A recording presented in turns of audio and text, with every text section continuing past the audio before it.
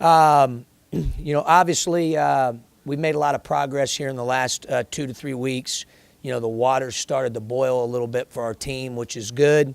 We haven't done a whole lot different. I think our trainer said it best, the disposition and attitude in practice.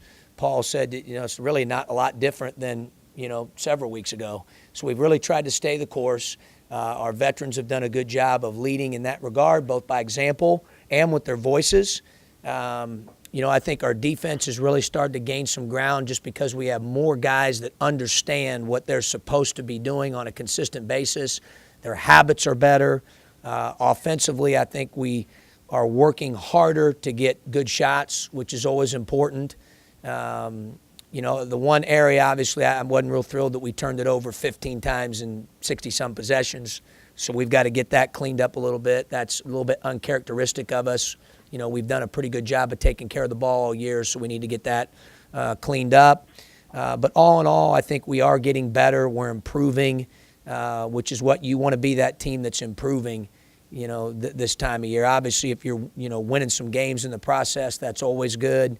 But I think the real key is to continue to improve in the month of February when it can become a grind and start to gobble up some players and some teams.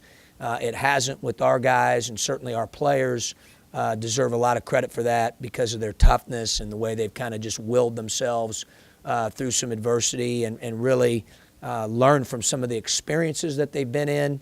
It's one thing to be in those experiences and in that moment. It's another thing to learn from them and adapt, and I think our guys have done that. Obviously tomorrow's game's real challenging. Michigan's a great team. They're very, very good on offense, second in America in offensive efficiency. They have multiple shooters, multiple weapons. They execute in the half court about as good as any team we've seen on film, certainly this year, and we played against some good ones. So that'll be a challenge for sure. But we're looking forward to it. Our defense has been good here lately. Tomorrow night it'll really be tested with their personnel, their system, their ability to execute. Will really test us. But we're looking forward to that challenge tomorrow night. We obviously have practice here this afternoon. It's been a 2-day prep. Guys have been really locked in. Again, as I always tell you this time of year, I think it's important to keep them mentally and physically, tuned in and fresh. So we didn't do a ton yesterday physically, did a lot mentally. Today's practice will be a little bit of a blend of both. And then, we'll get our rest tonight. And, at that point, the hay's in the barn, and we got to be ready to go tomorrow when the ball tips at 6 o'clock. Questions? Talked last year about how your teams seem to get better going back to Ohio. Have you been on the flip side of that, and how have you gotten it to the point where your teams do improve? Yeah, I thought really, and I'm not going to share what team or who I was coaching with or for, all that, but we had one team I thought that didn't do that late. And it was interesting. We were winning a lot. And I thought that, and that's why I say, and some people, no question you want to win. I think improving is really important, Jeremy, in February, because that team was winning, but I don't know that we were improving. And then because of that, I didn't think we played real well late. And, we got beaten, upset in the tournament probably a little earlier than what we wanted to. So I've always remembered that. I've talked to the guys a lot about that and continuing to be that team that always improves and gets better. We always want to play our best basketball in February and March if we can. There's not an exact science. Each team is different. But I do think a big part of it is continuing to stay the course and continuing to make sure that you keep them mentally and physically fresh. And I think we've done a pretty good job of that. Our trainer's involved in that process. Paul Schmidt does a great job. Mike Basquier, our strength coach, is involved in that process, and he does a great job as well. Chelsea Burkhart's involved in that process with nutrition. I mean, there's a lot that goes into it in terms of what they eat, how much rest they're getting, stretching, what we're doing in the weight room, how we're using ice tub baths, all those different things I think become important, those little things, keeping guys mentally and physically fresh. John, I know you talked about staying the course of the season, but how much does it kind of energize the guys knowing there's still a lot to play for and seeing the results that you have over the last few games? Well, I think it's, I'm happy for them that they've been able to experience some of those results that we have here recently, because certainly nothing's a given. There's no guarantees.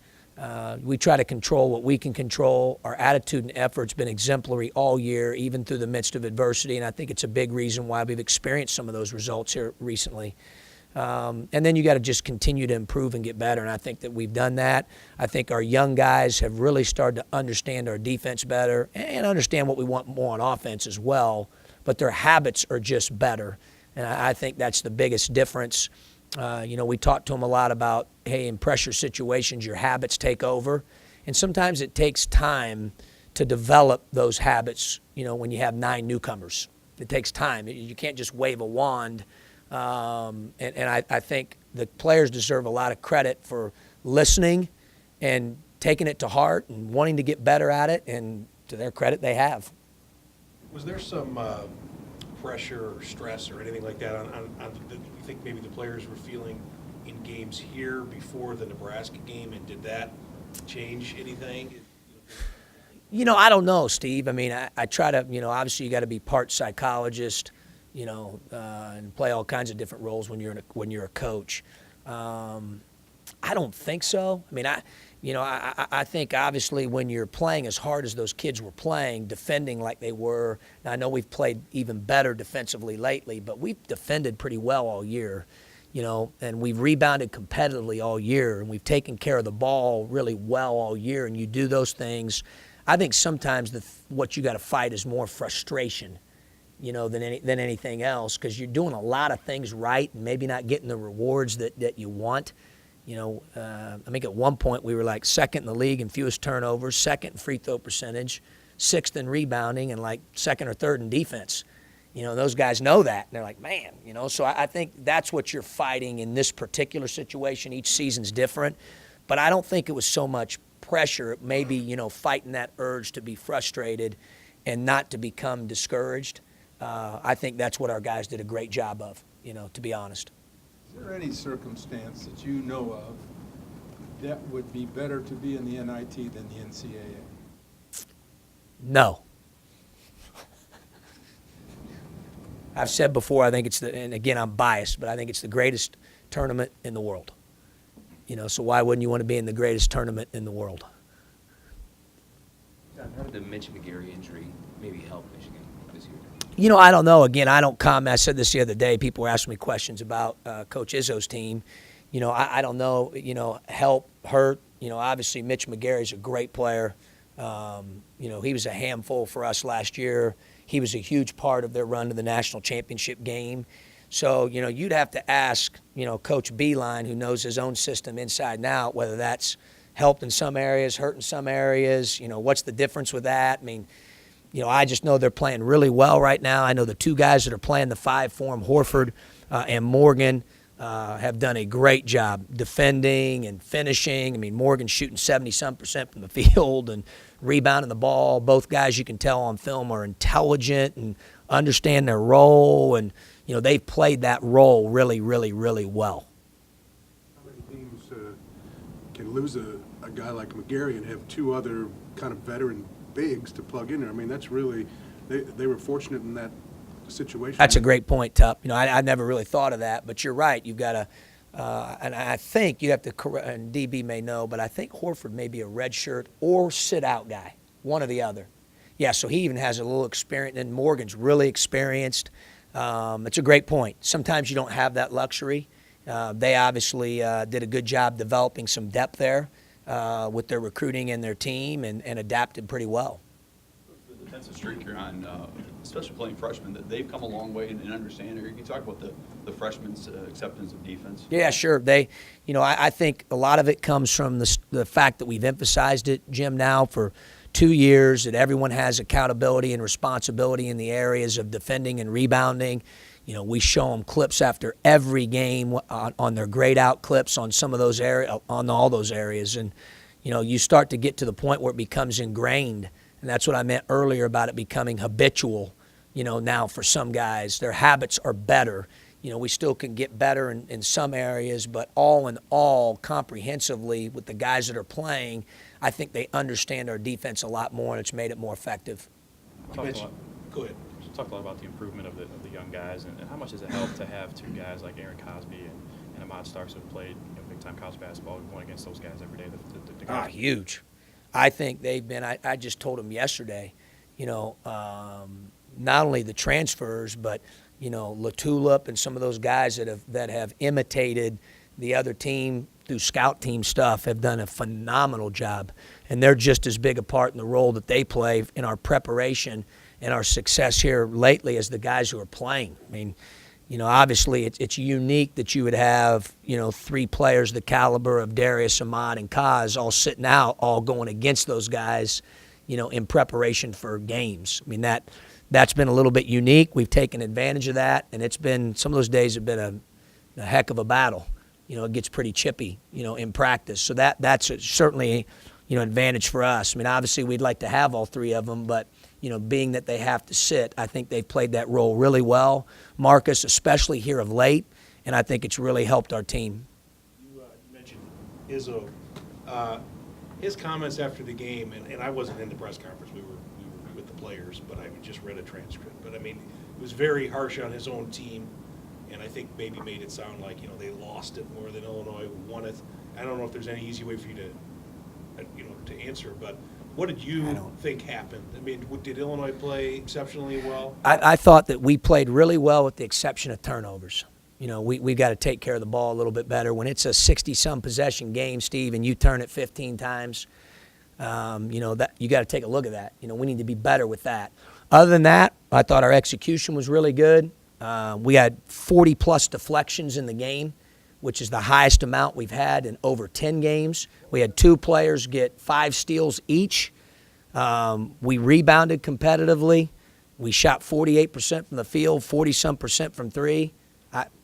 I thought we played pretty well. Now, I'd have liked to have made a few more free throws at the end, and maybe turn the ball over a little bit less, but all coaches want, their cake and eat it too, so to speak. But I thought we did some really good things, and I thought we played well. Deflection number? 42. Deflections of passes or rebounds? That includes block shots, loose ball recoveries, steals, tip balls. We were active. We played well.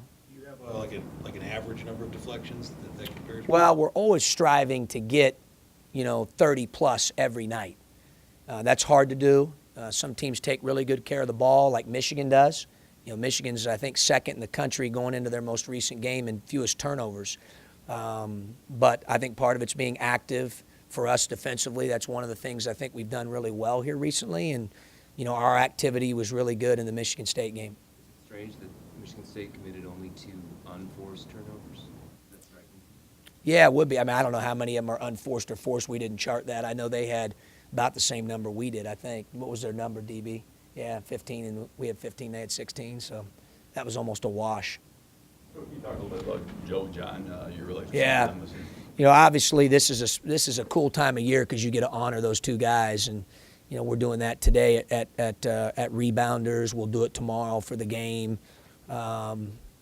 Those guys, the way they've handled themselves, that's the thing that stands out to me when you talk about Joe and John. I mean, both guys already have their degrees. Both guys are accountable when it comes to academics. Both guys have succeeded academically. Both guys are great teammates. Both guys are voted captains by their peers.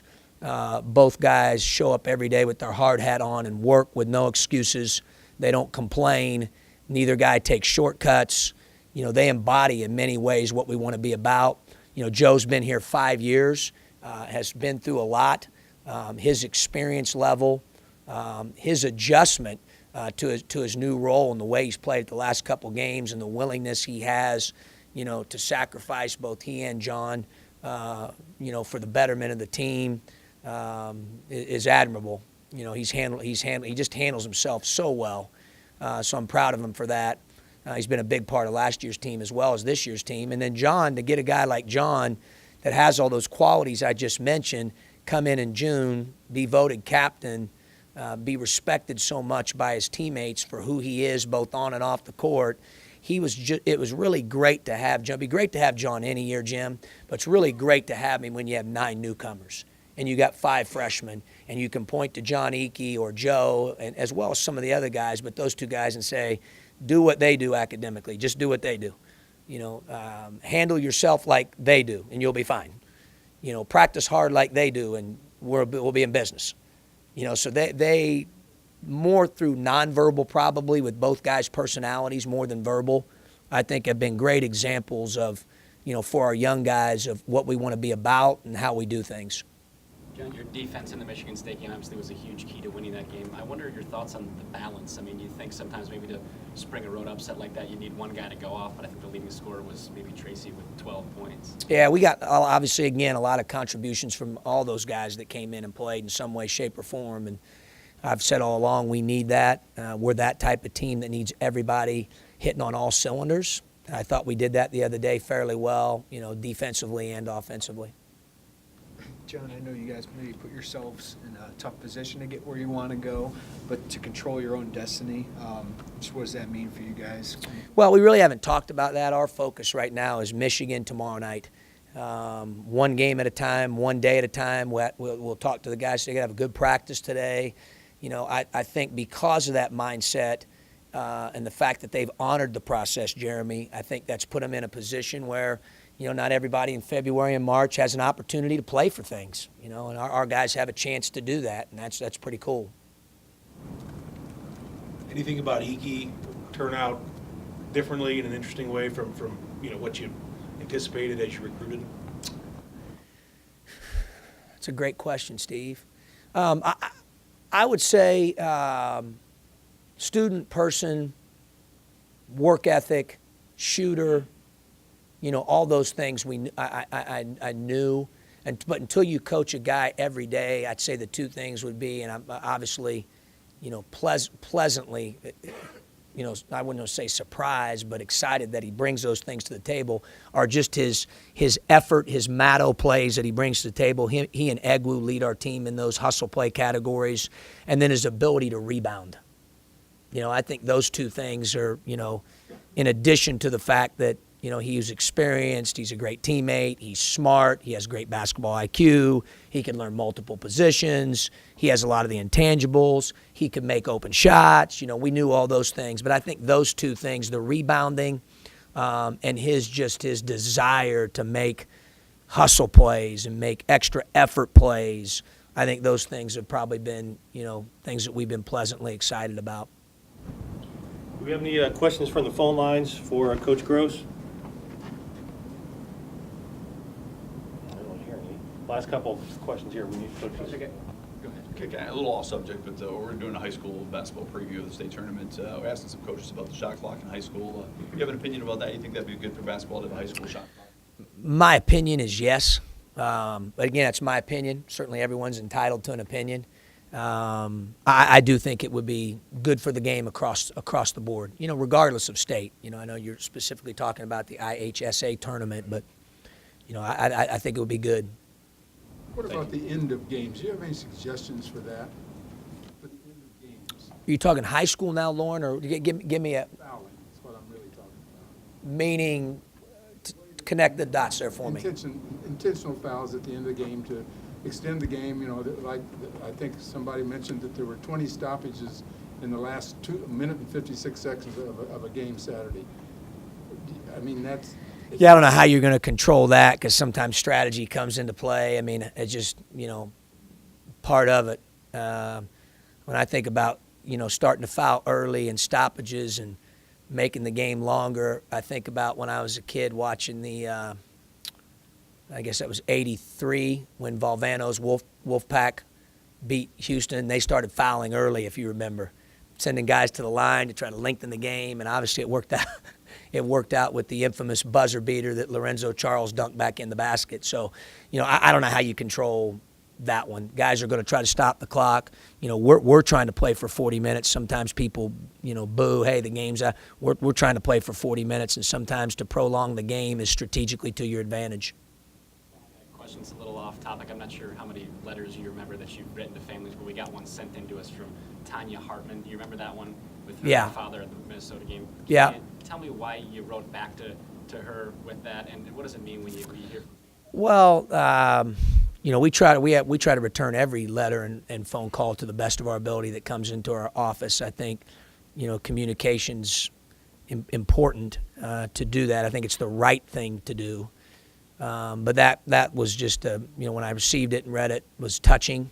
And, so I felt it was important to respond. Renovation's about to start, and you're talking about the tournament over there. What would it mean to you guys if you could get the high school basketball tournament back at the State Farm Center?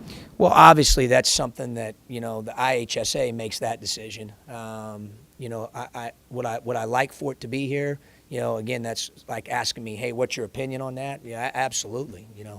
We're excited, obviously, about the renovation, and, hopefully that'll be something that they consider. But at the end of the day, they make that decision. The IHSA makes that decision. All right. Thanks. Now you gotta get to rebounders.